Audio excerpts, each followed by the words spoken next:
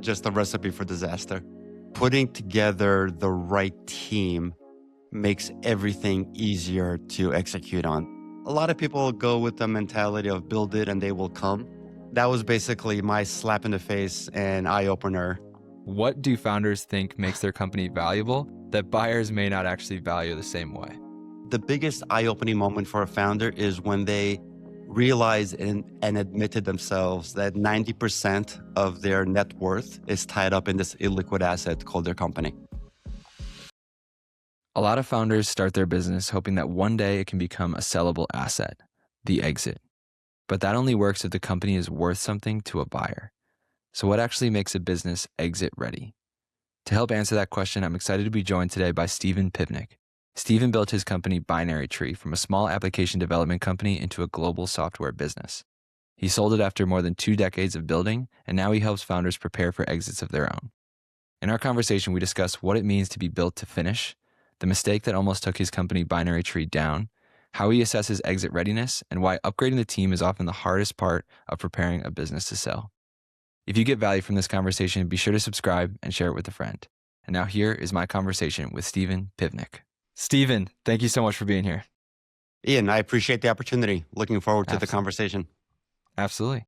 So Steven, you wrote a book, it's there behind you, called Built to Finish. And that phrase seems to connect everything that you do, from business to the exits that you help people with, endurance, mountaineering. When you say built to finish, what does that actually mean to you? I'm a firm believer that the first time you attempt something new, your results are going to be suboptimal at best or complete failure at worst, right? So I never wrote a book before. So I surrounded myself with people that have, been in this space. One of the key people was a ghostwriter. I loved writing, and I had a great time writing my blog, often about my crazy adventures and other, business topics, but I never wrote a book. And so him and I met for a couple of days, and we were just like throwing around all these titles, potential titles, as we were working on the outline for the book. And he goes to me, he turns to me, he goes, "You know what? You're built to finish." That's the title. Great. So we'll go with that. It just means like finishing what you started. There's so many people, myself included, I should take, more of my own medicine more often, but it's so much easier to start something than to finish something. So I just think it's really important to record successes and record, finish lines, whether they're at, optimum level or suboptimal. Just giving yourself the confidence that you set out to do something and that you're done, right? And I think the more finishes people have, the better off they'll be, and the finishes can feed off of each other and lead to bigger and better things. Yeah. And I think in business, in mountaineering, right, in any application of life, there really isn't, there's not many finishes, right? You're not really ever like done with some things, right? So do you almost have to kind of intentionally map out these little finish lines in the longer journey? Is that kind of a part of your... I'm a huge fan of celebrating successes, right? So there's, many steps along the way to a finish line, whatever that may be.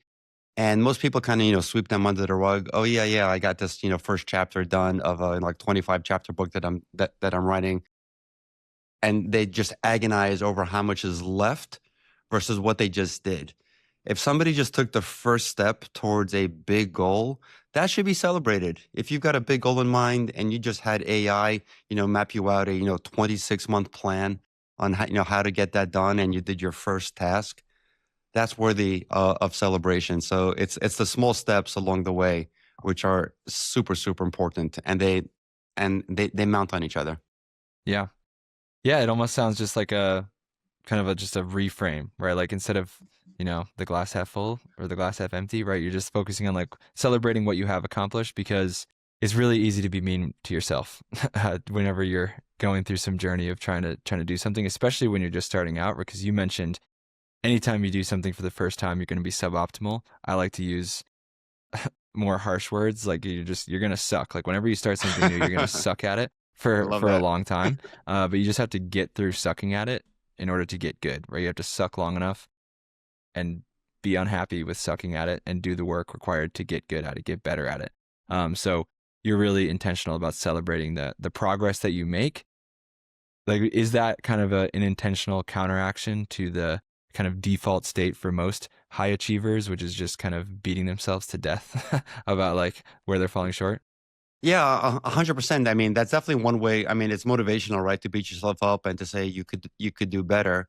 But my cousin likes to say, and I love this phrase, suffering is optional, right? Anything we do in life, we can suffer, or we can actually, enjoy even the mistakes that we've made. Listen, it's great for me to sit here and to say that this is my approach, and it's 10 times easier said than done when you just like failed miserably at something. Your launch was a flop. You lost X amount of dollars in whatever. It's so easy to beat yourself up over it, and I do. I'm far from perfect at it. I wish I was better. I should read my book more often. But it's an option, right? The other Yep. option is celebrate what you did, record the lessons learned, and move on. Yeah. 100%. It's one of those things that when said, when written down, when you read it in a book, it makes a ton of sense, but it's so much harder to put into practice. Like the idea that it's not events that harm us, it's our reaction to those events that harm us, right? I love what your cousin said, suffering is optional, right? Suffering is a choice that you make. Right. Because at the end of the day, right, you don't control the events, you don't control the outcome, you don't control the things that happened, you control your reaction. Like you could choose to, when you finish the first chapter, you can choose to celebrate you making progress and completing the first chapter, or you can choose to focus on like, well, that's a drop in the bucket. I have 25 more chapters to go, right? But it's which one is going to give you more energy and be the more productive response to help you kind of continue pushing forward and have the energy needed to continue kind of enduring this process, the necessary work required to get to the finish line, right? To get to that next finish line that you've created for yourself. Exactly.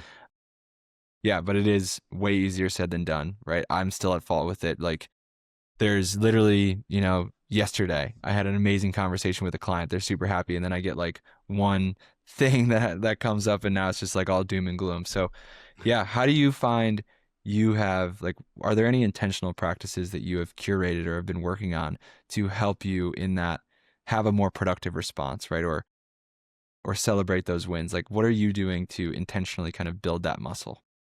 Yeah, my biggest practice, which I have in the book and I actually exercise all the time, is envisioning the finish. And it's scientifically proven that the human body, the brain, doesn't understand the difference between an event that was properly envisioned. And we're not talking about like expert level meditation. There's a myriad of YouTube videos on how to envision things. So the brain can't tell the difference between an event that was envisioned versus physically actually completed, right? So if you are envisioning something, you are subconsciously programming yourself to make better decisions and to take necessary actions towards a specific goal. So whatever the goal is, if you can just go through a daily morning ritual or before bed ritual, or actually any time during the day, I don't think there's any evidence whether which one is best as long as it's done. Just visualize yourself at the completion of the goal, and that's just going to create mental fuel literally on a daily basis to keep going and going after it. And I love Wow. that exercise. Yeah. So when you're closing your eyes to envision success, are you just like kind of what are you seeing? So maybe like use yourself as example. Like what is the success that you're envisioning for yourself in your own life today? And maybe that example can help us at home, the listeners, apply that to our own life. I recently got into public speaking, and I mean, I love sharing my story. One of the reasons I wrote the book was actually just to build credibility for myself to get on more stages. I love sharing my story. I love sharing my framework. I love sharing like tips and tricks and methodologies on like what I did to achieve my two BHAGs, which are covered in the book.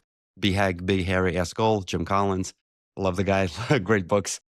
My two BHAGs were to sell my company and to compete in the Ironman World Championship.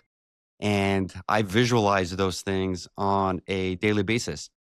I wrote a check out to myself for a very specific amount of money, and I hung it next to my computer. And I saw it in my peripheral vision all day, every day. And I also printed out a small poster of the Ironman World Championship in Kona, Hawaii. And I put that right next to the check. So I visualized, and in addition to seeing it, I actually, visualized being there, and Yeah. it worked and resulted in me documenting that story and writing the book. But currently, I just want to get on more stages because I love sharing my story. And I'm currently also doing advisory work to help founders get to their finish line, through an exit or a majority investor recapitalization. So, and I have many under my belt already. And it's just incredibly rewarding for me and for them, more for them, me as Yeah. an advisor. And I just, envision getting to more closings, of business deals. Yeah. So you're really just you're closing your eyes and you're seeing yourself in the moment of that finish line, right? For competing at the Ironman World Championships, you're seeing yourself there. You're seeing yourself look around, seeing everybody at the starting line, right? Going through that event, that race, right? You're really just like literally closing your eyes and seeing the finish line, seeing that moment happening and just making it as clear and as detailed as you can. 100%. When I finally got to Kona, the Ironman World Championship, and my wife and I were driving from the airport, to our hotel, every single turn was familiar to me. It was as if I'd been there dozens, if not hundreds of times, because I watched a ton of YouTube videos, but B, I envisioned myself inside of those YouTube videos. I envisioned myself at the swim start. I envisioned myself coming down a Leahy Drive to a cheering crowd. They cheer for everybody, not just for me. I envisioned myself melting in the heat of, Kona humidity and winds and temperatures and all that jazz. So when I was there, it was literally as if it was my 100th time there. It was a surreal experience, to be frank. Yeah. That's incredible. That's definitely something that I'm going to add to the routine. It's not the first time that I've heard it, but hearing it from you, knowing your story and the success that you've had, it makes it more real to me. So just taking, a couple minutes every day. Like it starts by, okay, you need to get clear on what your goal is, right? Which is a big starting point for most people. So just getting that clarity on what you want to achieve. And then once you have that, seeing it every day, right? Seeing it every day, carving out a couple minutes to intentionally just sit there and be with it and see it happening in your life, making it more real, making it more tangible, and just doing that alone for some magical, weird neuroscientific reason. It's going to work and just kind of, but the brains are really powerful things. So thank you for It is. sharing that. You You talked bet. about, yeah, you wrote the book kind of as a way to build credibility to get you on more stages because you love telling your story. I'd love to dive into that now. So for people who don't know your story, take me through how you built Binary Tree. So from starting the company to nearly losing it to eventually selling it and walking away on your own terms. We started the company as a application development company. So back in the day, there was no such thing as software as a service. There were no apps. If a business wanted to automate any sort of process that they had, they would either hire developers or outsource the development to folks to build applications. So apps now it's a whole bunch of things on our phone, but apps in the day actually solve serious big business problems. So we were an app development shop. JP Morgan hired us to build an app to convert email data. They were moving from one email system to another. And they said, we want all of our employees to come into the same inbox, the same calendar, and the same contacts so that they don't go through any disruption because they were switching from Microsoft to IBM at the time. This is 1994. So we said, sure, that's boring, but that's an app. we can develop that for you. And we did. That mushroomed into an entire line of software for us because there was a lot of change in email systems. I mean, companies had like departmental email systems. Can you imagine a company with 14 departments and each department having its own email system that didn't communicate with each My other? goodness. That was reality in the mid 90s. So IBM came around and they acquired a company called Lotus and came out with a product called Lotus Notes, which was the first true enterprise grade email product. So we developed products to migrate from departmental email systems to an enterprise level email system. Long story short, that led to a licensing deal with IBM. That led to an asset sale of one of our divisions to another company. Several years later, it led to a relationship with Google because they entered the email space. And then the big boy, Microsoft, decided to rule the space, and Microsoft succeeds in anything they set their sights on. We partnered with Microsoft and rode the entire wave of Office 365, basically, dominating the enterprise email market. So we basically became an expert in moving email from one platform to another, consolidating systems, et cetera, et cetera. We did a whole bunch of things, but email is the easiest way to describe it. Grew the company to over 40 million in sales, 200 employees across 12 countries, and realized a really good exit to one of our biggest competitors, which was a $4 billion software company that got sick and tired of losing to us. Wow. That is a niche. That is a very specific niche. And that is amazing. Like you just completely dominated that very niche little service. And it's so weird. Like, granted, I'm very early on in my career, in my business, like entrepreneurial journey. And it's like I've found small moments like that where it's like you just kind of start a business, offer a suite of services, you work with a bunch of different types of businesses until you just kind of stumble into a random little niche that like nobody else has even thought of. And you can just go all in and just dominate that. Is that like a part? Like, have you kind of recognized that same pattern?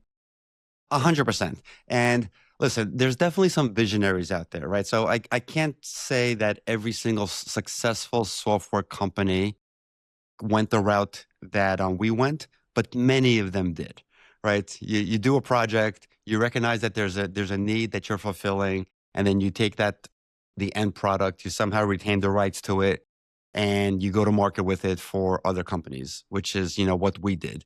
Others, have a vision for a need and they develop it and go to market with it, which is great. Kudos for those visionaries. But others just fill a niche. And I love to say, I this is a often overused term, like there's riches in the niches.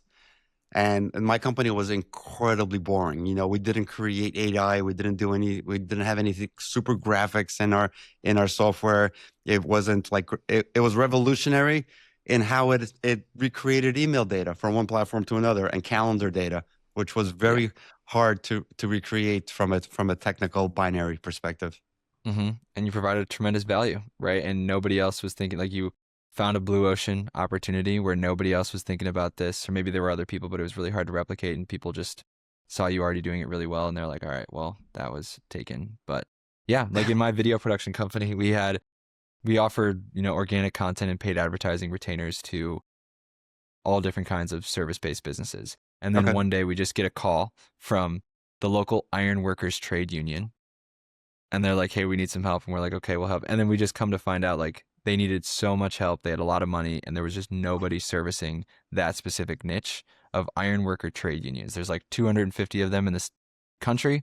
And we were able to just take over and dominate that niche. Like we Perfect. built the tailored solution for iron worker trade unions, yeah, around the country. It's just random. You just kind of stay in the game long enough until one day you find an opportunity that you can easily replicate. And it's just like a niche that nobody else is thinking about has been the my experience so far. Yeah, and But and it's so easy to build credibility within a specific vertical if you have a solution for that vertical specifically, right? yeah, So, I mean, especially for something that unique, right? How many people can say that they have a solution for ironworking unions, right? yeah, So when you do, all of a sudden, their guard goes down and they're listening to whatever you're pitching. yeah, because it's tailor made for them. You're speaking directly to them, and you can use their language in how you describe and just completely build a tailored solution specifically for that person. So going back to your story, I appreciate you kind of went the high level overview, but I know that there were some bumps in the road through that journey. So would you say, what was the lowest point in that journey for you? The lowest point was me making a massive mistake during. So we had what I like to call like little mini exits. So mini exit number two, when a company approached us to buy one of our divisions, which was our consulting services division, I was part of the deal. They said, we're going to acquire your consulting services division, but you need to come with that deal and work for us for a couple of years, which is very common in sort of in M&A deals. I trusted the leadership team that I put in place to run the part of the company that remained. And I got burnt big time. Long story short, falsified financial statements. I mean, short of like writing checks out to themselves and theft, there wasn't theft, but it was just gross negligence of running a business and thinking that any day now we're gonna turn the corner and get this company back on track while they were bleeding the credit line dry. Because I was so busy at my new job, working for this company that acquired us, because we just did 8 other acquisitions and I had all this additional responsibility. I was learning like from a super seasoned leadership team. I call that period of my life my MBA in a box because I'm a college dropout and I got to learn from a seasoned leadership team, which just raised $75 million, which was a ton of money in 1999. It's still a lot of money, but in 1999, that's like a massive raise. Long story short, I get a phone call from the bank saying, "Hey, Steven, you're personally co-signed on the credit line for the company. It's been drawn upon for the last 6 months straight, and no interest payments have been made." So that was basically my slap in the face and eye opener to come back and say like, what's going on? And I realized the financial statements that were presented to me were falsified, not accurate, and they were just hiding mounting losses. And Wow. long story short, I got out of my contract with the company that acquired ours, came back to nurse my own baby back to health. There was like 30 employees at the time or so. I had to fire 22 of them because we weren't going to make payroll the next day because the credit line was at zero. The bank had called our credit line and they said, "We're going to foreclose on your house in order to get our money back." And I said, "Please give me some grace. I'm back. Let me figure this out." And thank God they did. And after reducing the headcount down to a bare essential 8, I was able to nurse the company back to health over the next couple of years. And then we grew from near zero to over 40 million. Wow. Wow. So as you reflected on that situation, what have you boiled down? Like if you had to label the mistake made, what was the mistake that you made in that moment? The mistake made was not requesting more frequent financial statements. Looking back at it, it was so childish of me to accept some stuff. The accounting firm that I had hired was fired, and they hired like an in-house accountant to do the books. I was so busy, doing what I was doing at the other company that I really didn't look into the details of what was happening within my own company from an ownership perspective. Yeah. So I should have requested much more frequent financial statements and updates on the business. It should have come from a credible source that was loyal to me, not to them. And this entire fiasco could have been avoided. I could have insisted that they make much harder. And again, the company was hurting because the economy was hurting. This was right after the dot-com collapse. Everybody was hurting. They should have made a lot more cuts a lot sooner, and it would have prevented literally the near bankruptcy of the company. That's surprising because I would have thought maybe so you don't find like the mistake to you in your mind wasn't like stepping away from your company. It was just not having the right kind of like check-in and review process and like authentic, right? Getting authentic information, right? So finding a solution to getting authentic information. If you were getting authentic information throughout that whole period, you feel like you could have still made the right decisions and the business could have made the right moves, even with you fully focused on the consulting services. Yeah, 100%. If I had the right information and I had the right team, so it's a combination of having the right information and the right team in place, right? I had a team which was, and most founders are loyal to this. Like I'm sorry, they're guilty of this. They're loyal to their staff, and instead of most founders have a really hard time making hard decisions even though these people weren't founders, they were still loyal to their staff. And they're like, if we just work a little bit harder, if we just dig in a little bit deeper, and if we just close these 3 big deals that are pending, we're going to turn the corner and start paying back their credit line and everything will be fine. Okay. Um, that's that's foolish optimism. Yeah. Okay. So I get it. So they were more so, there was a side of them where they were doing these things. They were kind of falsifying these financial statements so that the big boss, right, wouldn't come in and make the hard decisions of letting everybody go. So like they knew that if they were sending you the real, like they knew the decision, like what needed to happen. Like you needed to trim down on staff, you needed to let people go. And they were kind of almost protecting them from that by falsifying and then, killing the Yeah, business basically. exactly. It was super sad. Anyway, one a massive mistake, but Yeah. we recovered and learned to advise others against it in the Yeah. future.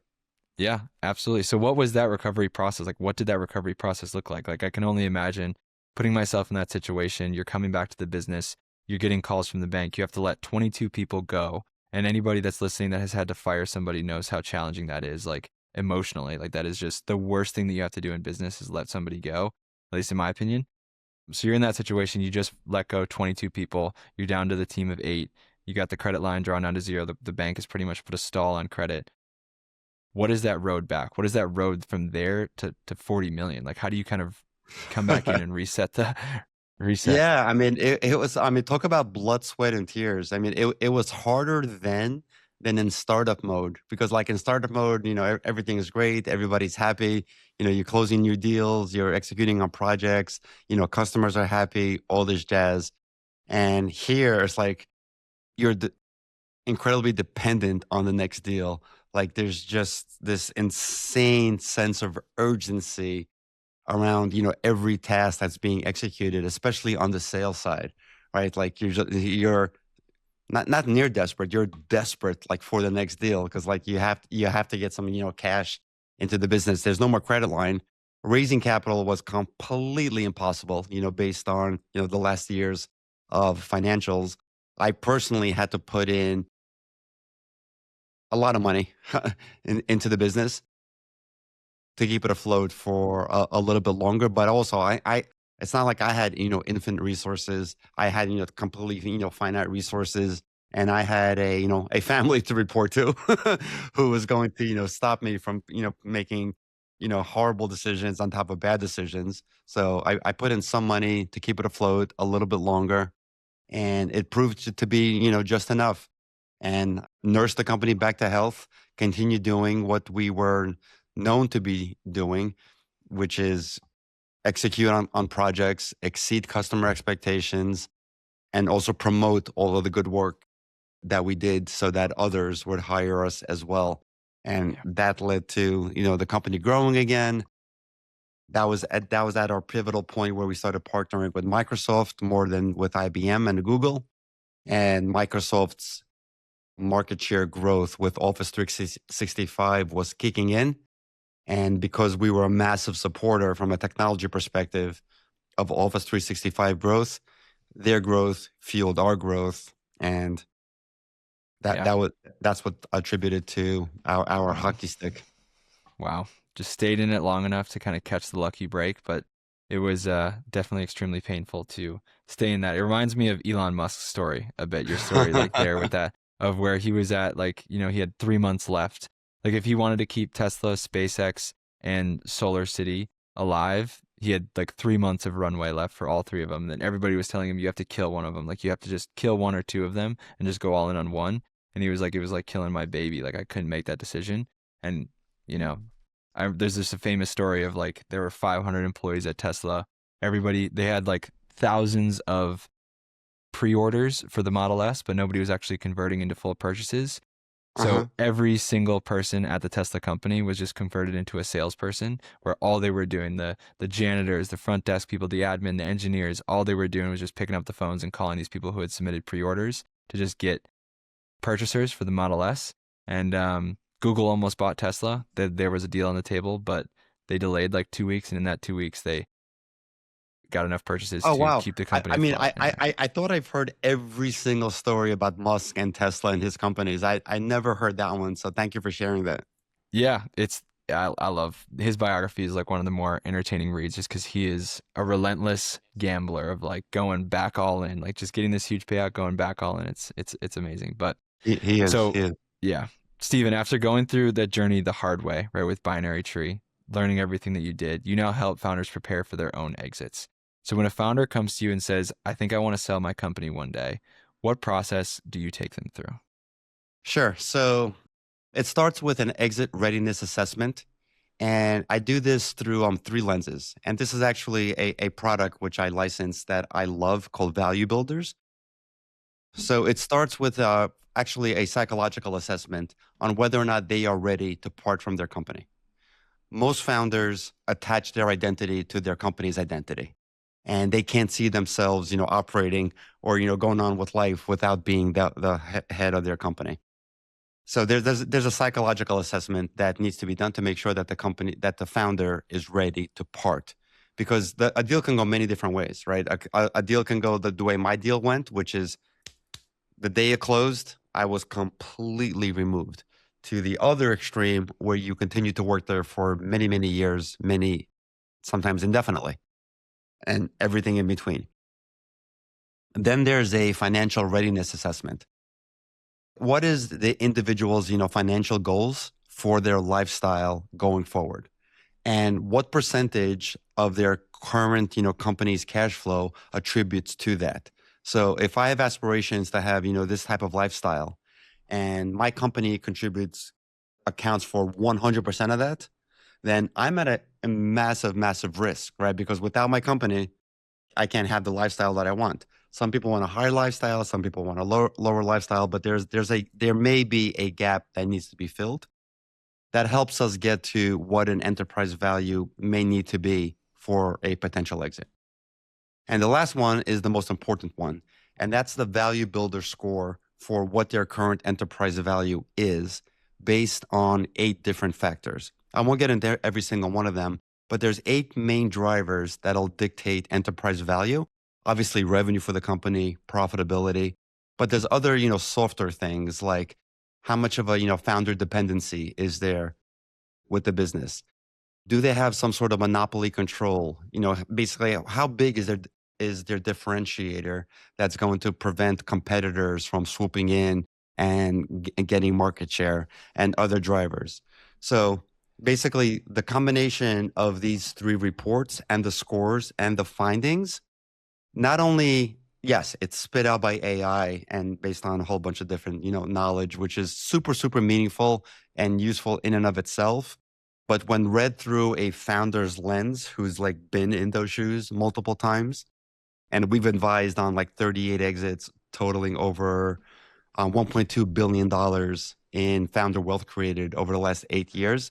So it's really important to take that output, put it through the lens of somebody that's been through exits, has advised on exits, and come up with an actionable plan to get the founder to his or her number.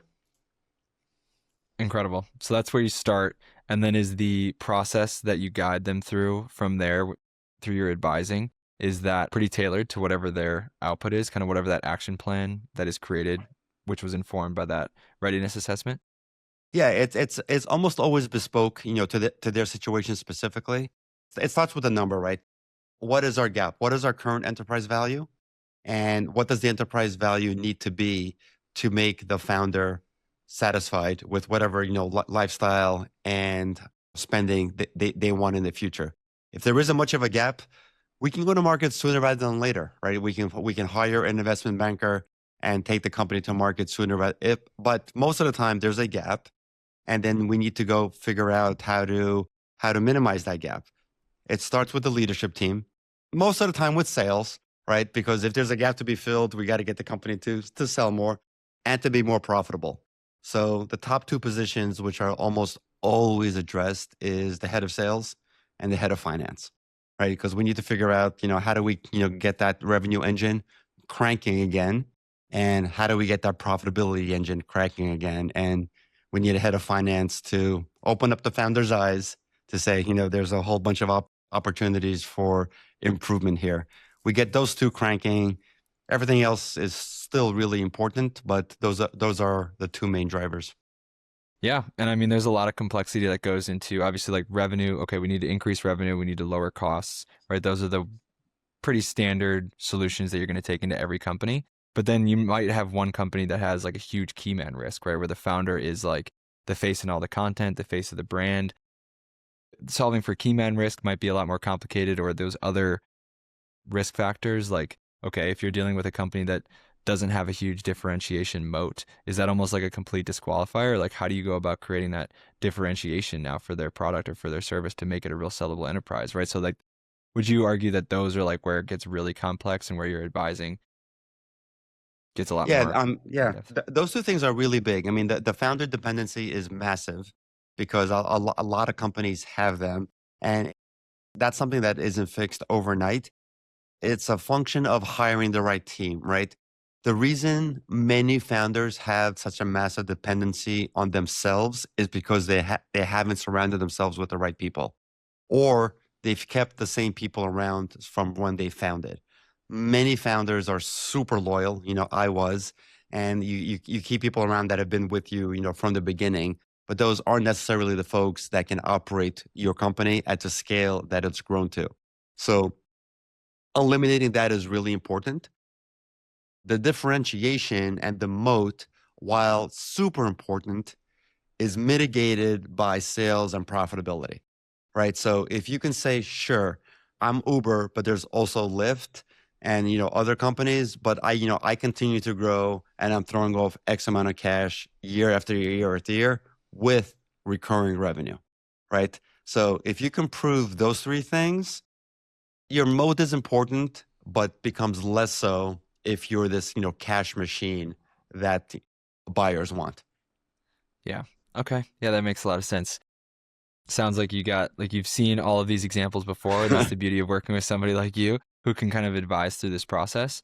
Where is the person at before they even reach out to you? Like, kind of what are the things that maybe a founder might be experiencing that maybe they're ready to consider exiting from their business? Like, some people just never want to do that. Like, so when is an exit the right move or like the right decision for somebody to make? Obviously, it's very personal, but No, it's highly, highly personal. I think the biggest eye-opening moment for a founder is when they realize and admit to themselves that 90% of their net worth is tied up in this illiquid asset called their company, right?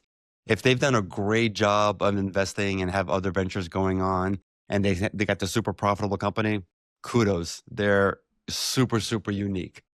Most founders that have been in business for 10 plus years, the majority of their net worth is tied up in this illiquid asset, which represents a ton of risks, Tom, to them and to their family. COVID can happen, the dot-com collapse can happen, AI can take over. There's so many things that'll literally wipe out the majority of their net worth.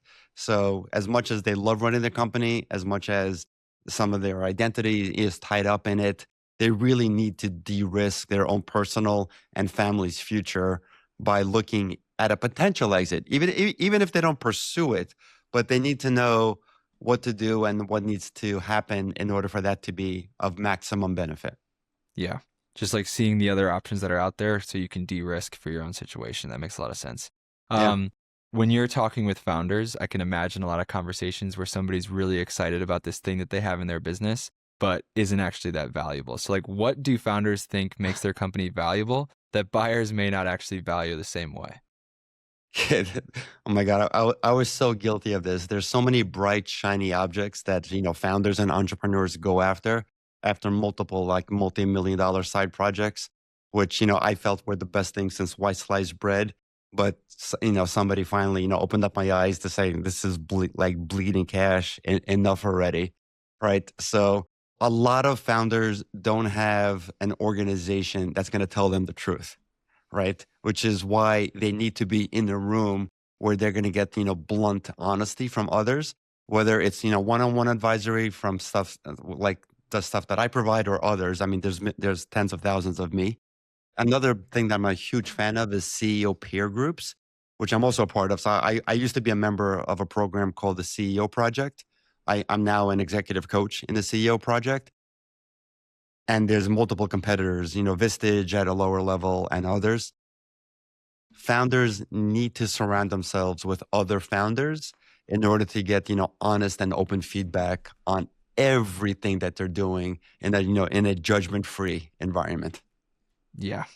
Yeah, for sure. Because if you're just only around the people in your company that you've hired, that you pay their salary, it's going to be hard for those people to give you blunt and honest feedback and kind of also just see the board from the angle and perspective that you see the board, right? You need to be talking to other founders. Like, what were some examples from your business or your story where you were like, shiny object, greatest thing since sliced bread, but it's just like wasn't actually a really meaningful thing to increase the enterprise value of your organization that you went after? So because we were in the business of converting email and calendar data, obviously within an organization, you can see somebody else's calendar, right? You can see if you want to schedule a meeting from 2 to 3, are the people that I want to invite available from 2 to 3? I came up with this idea of being able to reference people's calendars from disparate email systems. So if you're working for ABC Co.